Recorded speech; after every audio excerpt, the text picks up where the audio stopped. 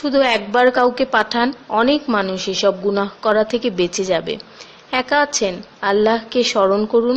কষ্টে আছেন, মোহাম্মদ ও আলে মুহাম্মদের উপর দরুদ পড়ুন। মন খারাপ থাকলে ইয়া হাইয়ু ইয়া কাইয়ুমও পড়ুন।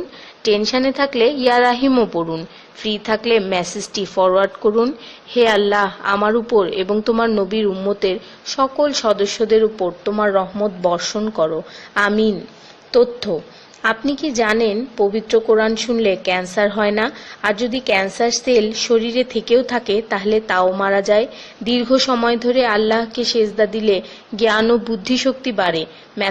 মাথা ব্যথার সমস্যা হয় না, চুল পড়া দূর হয়ে যায়। এই মেসেজটি ফরওয়ার্ড করতে শয়তান আপনাকে বাধা দিবে, কিন্তু আপনি এটা হতে দিবেন না। আর সব কন্ট্রাক্ট নাম্বারে সেন্ড করে দিন।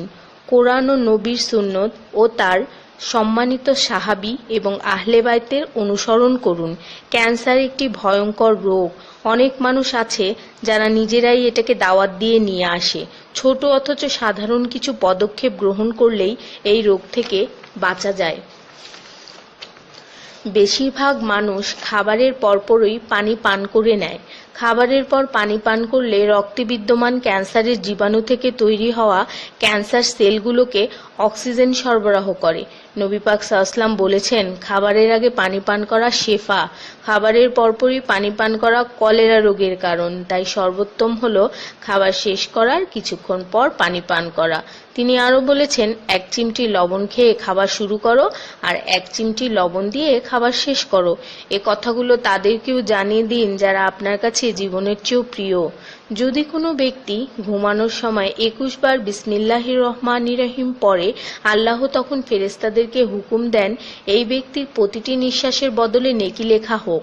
আপনার মোবাইলে যত নাম্বার সেভ করা আছে তাদের সবাইকে এটা ফরওয়ার্ড করুন, আর তখন দেখবেন কত মানুষ আপনার কারণে বিসমিল্লাহ পড়ছে। শেফা আর শেফা। রোজ একটা করে আপেল, নো ডক্টর। রোজ 4টা বাদাম, নো ক্যান্সার। রোজ একটা লেবু, নো ফ্যাট। রোজ 1 glass milk, no bones problem.